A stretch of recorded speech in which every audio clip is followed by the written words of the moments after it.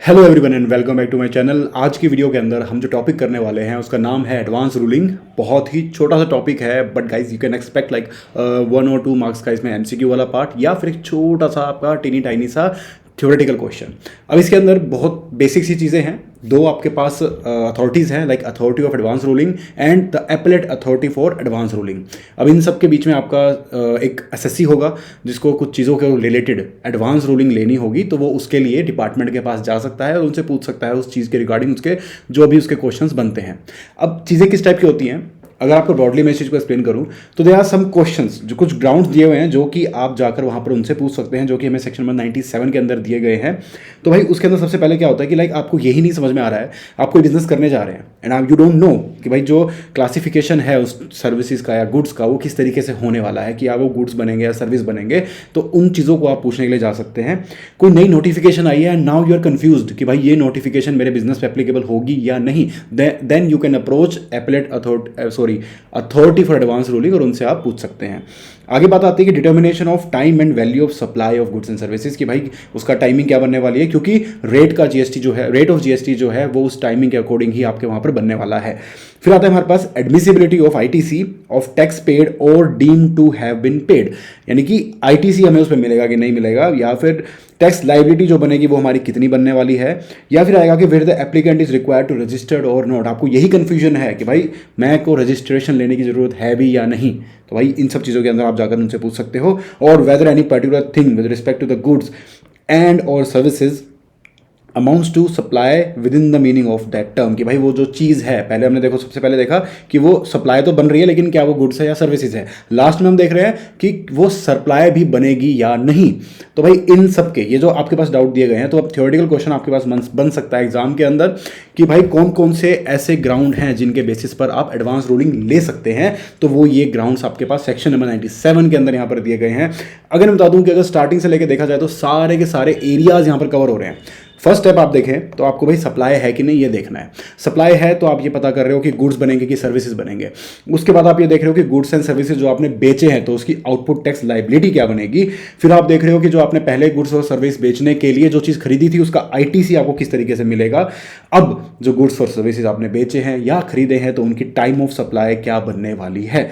अब बात आती है एक अलग से कि भाई मुझे रजिस्ट्रेशन भी लेना पड़ेगा या नहीं। चलो सबसे पहला पॉइंट तो आपको यही बनेगा कि आपको रजिस्ट्रेशन भी लेना है या नहीं। और एक और पॉइंट आएगा कि कोई बीच में काम चलते चलते कोई नई नोटिफिकेशन आ गई तो आपको देखना है कि उस नोटिफिकेशन का आपके ऊपर क्या इंपैक्ट है, एप्लीकेबिलिटी है भी या नहीं है। तो इन सब चीज़ों को देखने के लिए, पता करने के लिए आप अथॉरिटी फॉर एडवांस रूलिंग के पास जा सकते हो। तो ये तो हुआ एक एसएससी के साइड से जो भी एस्पेक्ट है कि एसएससी को क्या क्या कंसीडर करना है। उसके पास इन सब में से कोई भी क्वेश्चन उठा और उसने जाकर इसके बारे में एडवांस रूलिंग ले ली। एक बात आपको एक और ध्यान में रखनी है कि वो जो एडवांस रूलिंग आप लोगे वो सिर्फ उसी इंसान के ऊपर एप्लीकेबल होने वाली है जिस इंसान ने वो एडवांस रूलिंग ली है। मैं ये नहीं कह सकता कि भाई मेरे दोस्त ने एडवांस रूलिंग ली थी और उसको वो एडवांस रूलिंग दी गई थी और उसी बेसिस पे मैं भी एक्ट करना चाहता हूं। नहीं कर सकता मैं ऐसा। मुझे अपने लिए एडवांस रूलिंग लेनी पड़ेगी, क्योंकि बाद में जब आपका जो फाइनल असेसमेंट होने वाला है उसके अंदर आपको अपना जो आपने जितना भी जो भी आपने काम किया है, आपने एक्ट अपॉन किया है, तो आपको शो करना पड़ेगा कि भाई ठीक है this was an advance ruling that I had taken, और उसी के बेसिस पे मैंने एक्ट अपॉन किया है, ना कि किसी और के एडवांस रूलिंग के ऊपर मैंने एक्ट अपॉन किया है। तो इन चीज़ों को यहाँ पर ध्यान में रखना है। अब एक क्वेश्चन और क्या आता है कि लेट सपोज, जैसे हम अगर नोटिफिकेशन की बात कर रहे हैं, नोटिफिकेशन भी आ सकती है, कोई नया सेक्शन भी आ सकता है, कोई नया प्रोविजन भी आ सकता है। तो उस केस के अंदर यहाँ पर एडवांस रूलिंग किस तरीके से होने वाली है। तो भाई यहाँ पर क्या होगा, लेट सपोज कि आपने महीने की पहली तारीख को आपने किसी भी नोटिफिकेशन या किसी भी सेक्शन के रिगार्डिंग आपने एडवांस रूलिंग ले ली और आपने उसके हिसाब से काम करना शुरू कर दिया। लेकिन क्या हुआ, थोड़े ही टाइम के बाद, ऐसा यूजुअली होता नहीं है, इतने कम टाइम में चीज़ें नहीं चेंज होती, but let's say for the sake of example 15 तारीख को आता है कि भाई वो सेक्शन ही हट गया, वो नोटिफिकेशन ही हट गई, तो वापस ले ली गई, रिपील कर लिया गया उस नोटिफिकेशन को। तो उस केस के अंदर क्या होने वाला है कि जैसे ही क्या वो एडवांस रूलिंग वैलिड रहेगी, तो ऑब्वियस आंसर यही बनता है गाइस कि नहीं, एडवांस रूलिंग वैलिड नहीं रहने वाली। एडवांस रूलिंग तब तक ही वैलिड है जब तक जिस नोटिफिकेशन, जिस प्रोविजन, जिस सेक्शन के रिगार्डिंग आपने एडवांस रूलिंग ली थी वो एप्लीकेबिलिटी में है। तो जैसे ही वो चीज़ हट गई तो वो चीज़ वहां से आपका एडवांस रूलिंग खत्म हो जाएगी। एक और एडवांस रूलिंग को खत्म करने का पॉइंट क्या हो सकता है आपके पास कि जिस इंफॉर्मेशन के बेसिस पे आपने एडवांस रूलिंग ली थी वो फ्रॉडुलेंट निकली, यानी कि आपने कुछ फैक्ट्स को छुपाया, आपने सही चीज़ें नहीं दी और आपने एक एडवांस रूलिंग ले ली, तो भाई वो जो एडवांस रूलिंग है वो वॉइड मान ली जाएगी, उसका वहीं की वहीं वो चीज़ एंड हो जाएगी। तो इस तरीके से यहाँ पर चीज़ हो जाती है। तो ये तो हुआ सारा का सारा एसएससी वाला पार्ट, जो कि आपके लिए काफ़ी इंपॉर्टेंट है। एग्जाम्स में क्वेश्चन आएंगे तो मोस्टली इसी पार्ट में से आएंगे। इसके बाद एक दूसरी साइड बनती है जो कि है डिपार्टमेंट वाली साइड, कि भाई वो एडवांस रूलिंग देंगे किस तरीके से, ठीक है, उसको भी हम डिस्कस करेंगे। बट एक बार मैं आपको पूरा का पूरा रिकैप करा दूं कि हमने एसएससी वाले पार्ट में क्या देखा। मैं एक एसएससी हूं, मुझे ये 97 के क्वेश्चंस अराइज हुए, मैं इन क्वेश्चंस को लेकर गया एडवांस रूलिंग अथॉरिटी के पास, उन्होंने मुझे एडवांस रूलिंग दे दी। अब ये एडवांस रूलिंग क्या मैं अपने दोस्त को दे सकता हूं? Answer is a big no, नहीं दे सकता। उसके बाद ये एडवांस रूलिंग मेरी कब तक वैलिड रहने वाली है? तो जब तक वो लॉ रहेगा, जब तक वो लॉ रहेगा, जब तक वो सेक्शन नोटिफिकेशन रहेगी, तब तक वो एडवांस रूलिंग रहेगी। उसके जैसे ही वो चीज़ रिपील कर ली गई या वो सेक्शन चेंज कर दिया गया तो एडवांस रूलिंग वहीं खत्म हो जाएगी। और अगर डिपार्टमेंट को पता चला कि भाई तूने फ्रॉड किया था, तूने गलत इन्फॉर्मेशन दे के तूने एडवांस रूलिंग ली थी, तो उसको वहीं पे वॉइड मान लिया जाएगा। तो ये हुआ एसएससी वाला part. Now let's talk about department वाला पार्ट। अब इसमें क्या होने वाला है कि भाई प्रोसीजरल पार्ट अगर हम देखें बहुत ही बेसिक सा है, तो इसके अंदर क्या होगा कि एक तो make an application in prescribed form to the advance ruling authority को, ठीक है, कितना 5000 रुपीज़ आपको देने होंगे, ठीक है। अब जो एप्लीकेशन दोगे आप, तो उसके अंदर वेरिफिकेशन होगी and all the relevant document to be signed in prescribe manner. तो बेसिकली आपको एविडेंसेस देने होंगे ना, कुछ चीज़ें जो आपको ऑलरेडी इन्फॉर्मेशन है कि यार देखो मैं ये चीज़ें बेच रहा हूँ, ये एक्सपायर्ड चीज़ बना रहा हूँ। अब मेरी इस इन्फॉर्मेशन के बेसिस पे आप मुझे बताइए कि क्या ये गुड बनेगी या सर्विस बनेगी, तो वो मुझे इन्फॉर्मेशन अपनी एंड से भी कुछ प्रोवाइड करानी होगी। अब क्या होगा, तो जो AAR है would send a copy of the application to the concerned officer and if necessary call for all the relevant records from the concerned officer, records to be returned ASAP। तो भाई कंसर्न ऑफिसर से भी, यानी कि जैसे मान लो अगर मैं गुड्स की क्लासिफिकेशन की बात कर रहा हूँ, तो उसका जो भी कंसर्न ऑफिसर है उनसे भी वो रेलिवेंट इन्फॉर्मेशन लेगा, करोबोरेट करने के लिए उस चीज़ को कि भाई देखो एसएससी ये चीज़ें बोल रहा है, यहाँ पर ये चीज़ें हैं, तो आपके पास क्या क्या चीज़ें हैं उस हिसाब से बताओ। मैं उसके हिसाब से आपकी बात को और एसएससी की बात को दोनों को ध्यान में रखते हुए मैं अपना जजमेंट देने वाला हूँ। तो इस तरीके से यहाँ पर चीज़ें काम कर जाएंगी। अब ये सब होने के बाद यानी कि यहाँ पर क्या हुआ, 5000 रुपये दिए एसएससी ने, उसके बाद एसएससी ने अपने डॉक्यूमेंट्स दिए और AAR ने कंसर्न्ड ऑफिसर के डॉक्यूमेंट भी मंगवा लिए। दोनों को देखते हुए उसने क्या किया, एग्जामिन किया उस चीज़ को और उसके बाद उसने एडमिट कर दिया उस एडवांस रूलिंग को, या फिर उसने रिजेक्ट कर दिया कि भाई नहीं, कंसर्न ऑफिसर से बात बिल्कुल मैच नहीं कर रही है, मैं इस चीज़ में एडवांस रूलिंग नहीं देने वाला हूँ, मना कर सकते हैं।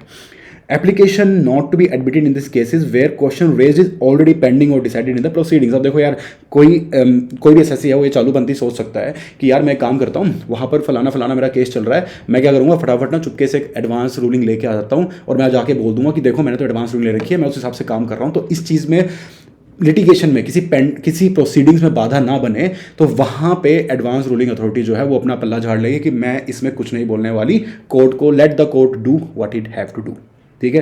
फिर आता है हमारे पास if application rejected only by way of a speaking order. तो जो अगर मान लो इसको एप्लीकेशन रिजेक्ट करनी है तो स्पीकिंग ऑर्डर दे के ही वो रिजेक्ट कर सकता है। अब तो क्वेश्चन स्पीकिंग ऑर्डर क्या होता है, उस स्पीकिंग ऑर्डर वो होता है ऐसा ऑर्डर जिसके अंदर सारे के सारे relevant facts and circumstances explain किए होते हैं, सारे ग्राउंड्स आपको बताए जाते हैं कि इन ग्राउंड्स के बेसिस पे हम आपकी एप्लीकेशन को रिजेक्ट कर रहे हैं। तो वो ग्राउंड्स बताना जरूरी है, अपॉर्चुनिटी ऑफ बीइंग हर्ड एक तरह से दी जाएगी। अब जो भी डिसाइड किया तो उसका जो कॉपी है ऑफ ऑर्डर ऑफ रिजेक्टिंग या एक्सेप्टिंग दे दी जाएगी एप्लीकेंट को और कंसर्न्ड ऑफिसर, दोनों को। कंसर्न्ड ऑफिसर जिससे हमने डेटा मंगवाया था उसको भी बताना होगा कि भाई देखो आपसे डेटा मंगवाया था, ये चीज़ें हमने कंसिडर करी है और हम इस चीज़ को एक्सेप्ट कर रहे हैं। अब अगर एप्लीकेशन एडमिट की गई थी तो जो रूलिंग है वो सुना देनी जानी चाहिए 90 डेज के अंदर अंदर from the receipt of application, यानी कि यहां एप्लीकेशन रिसीव हुई उसके 90 डेज के अंदर अंदर आपको अपना ऑर्डर सुनाना है। अब ये 90 डेज का जो बात आती है आपके पास, अब इस पे बुरॉन देखो कितनी सारी चीजें हो गई। आपने एप्लीकेशन करी, आपने अपना डेटा दिया, तो जो अब एडवांस रूलिंग अथॉरिटी है उसने कंसर्न्ड ऑफिसर का भी डेटा लिया, दोनों को उसने यहाँ पर मैच किया। अब उसको अगर सही लगा तो उसने आपकी एडवांस रूलिंग यहाँ पर दे दी। इस तरीके से यहाँ पर चीज़ हो गई या फिर रिजेक्ट कर दिया, ठीक है। अब opportunity of her to be given to the applicant, authorise representative and officers जितने भी हैं सबको दी जाएगी। अब क्या होता है कि यार देखो, जो एडवांस रूलिंग अथॉरिटी है उनके जो ओपिनियन में कुछ डिफरेंस आ रहा है, ठीक है, तो वो क्या करेंगे, वो मिलकर अपना ओपिनियन को लेके जाएंगे appellate authority for advance ruling, ये AAAR आता है हमारे पास, appellate authority for advance ruling, उनके पास जाएंगे अपने पूरे के पूरे डेटा को लेके। और अगर मान लो ऐसा हुआ कि भाई वो जो AAAR है वो भी अगर इस पर कोई फैसला नहीं दे पाया, तो यार ये मान लिया जाएगा कि यार ये मुद्दा ही ऐसा है जिसके ऊपर कोई डिसीजन ही नहीं लिया जा रहा, तो उसके अंदर फर्दर कोई नहीं घुसेगा। तो वहां पर इस चीज को कह दिया जाएगा कि ठीक है, दिस इज द मैटर जिसके अंदर हम एडवांस रूलिंग नहीं दे सकते, हम गिव अप करते हैं। Okay fine. और अगर जो कॉपी ऑफ अगर एडवांस रूलिंग दी गई है तो उसकी कॉपी कंसर्न ऑफिसर के पास और मेंबर्स के पास, सबके पास चली जाएगी। अब आता है बात कि भाई यहाँ तक तो हो गया, ये पूरा प्रोसीजर हो गया एडवांस रूलिंग का। तो अभी तक हमने क्या क्या देख लिया, एसएससी वाली साइड हमने पूरी देख ली, आई होप आपको अच्छे से समझ में आ गया है। उसके बाद हमने पूरा का पूरा प्रोसीजर देख लिया। अब हमारे पास जो मैटर आता है उसके अंदर आता है रेक्टिफिकेशन ऑफ मिस्टेक्स। अगर हमसे कोई गलतियाँ हो गई हैं तो उसको हम ठीक भी कर सकते हैं, ठीक है। उसको ठीक करने के लिए हमारे पास क्या आएगा कि भाई जो AAAR है और जो AAAR है वो अमेंड कर सकता है their mistakes within 6 months from the date of order. यानी कि एप्लीकेशन के 90 डेज में ऑर्डर किया, उस 90 डेज के बाद 6 डेज के अंदर अंदर आपके पास एक टाइम होगा ऑर्डर प्लेस करने, ऑर्डर देने के 6 months के अंदर अंदर आप यहाँ पर उसको रेक्टिफाई कर सकते हो कि ओ शिट, हमसे ये गलती हो गई थी, हमने ये फैक्ट नहीं देखा था, हमने वो चीज़ नहीं कंसीडर की थी, तो हमसे गलती हो गई, हम अपनी एडवांस रूलिंग वापस लेते हैं।